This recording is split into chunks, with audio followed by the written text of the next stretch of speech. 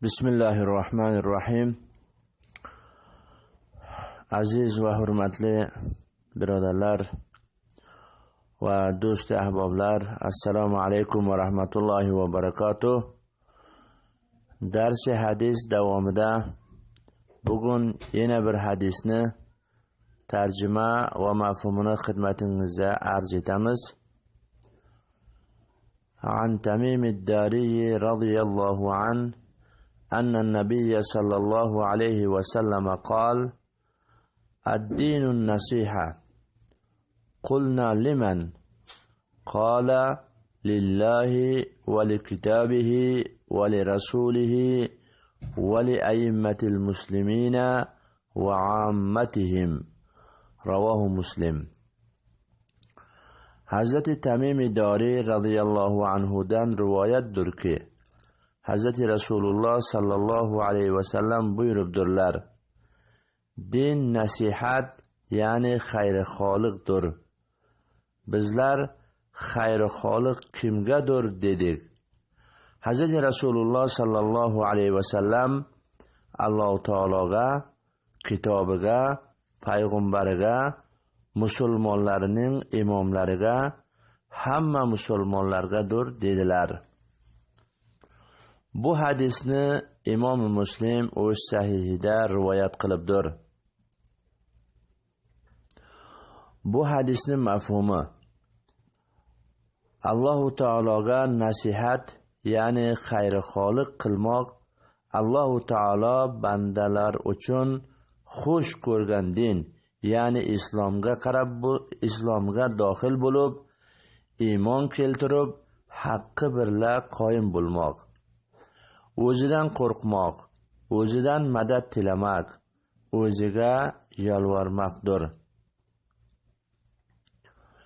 Kitobiga xayrixoliq qilmoq kitobi Qur'oni Karimni xalqqa yetkazmak, Qur'oni Karimning hukmiga muvofiq yurmak, Qur'oni Karim hukmidan tashqari chiqmaslikdir. Demak, Alloh taoloning o'zidan umid qilmoq, ibodatni o'ziga maxsus qilmoq, biror narsani Alloh taologa sharik qilmaslik, tavhidda haqqi birla qoyim bo'lmoq, o'zini shirkka elitadirgan narsalardan aqida va ibodatda uzoq tutmak va boshqalardir.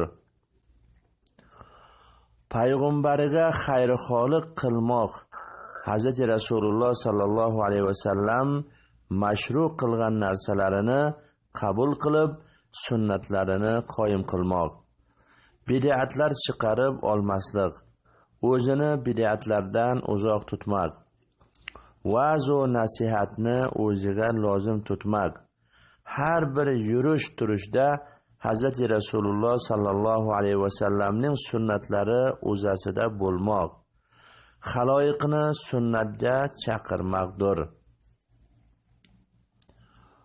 Musulmonlarning imomlari, ya'ni yurt hokimlari, podsholar, rais jamhurlar, hukumat kishilaridirlar.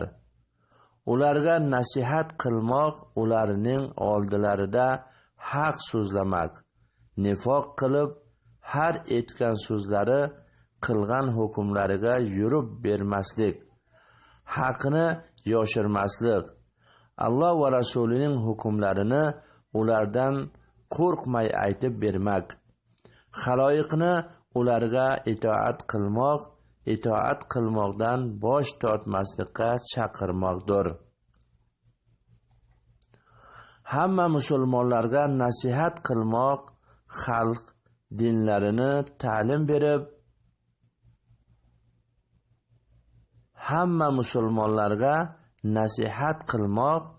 xalqqa dinlarini ta'lim berib, ularning kamchiliklarini va'z va nasihat ila tushuntirib, ularning dunyo va oxiratda saodatda bo'lmoqlari uchun yozu va'zlar ila nasihat qilib, ularni Alloh va Rasuli buyurgan yo'lda yurmakka chaqirmoqdir.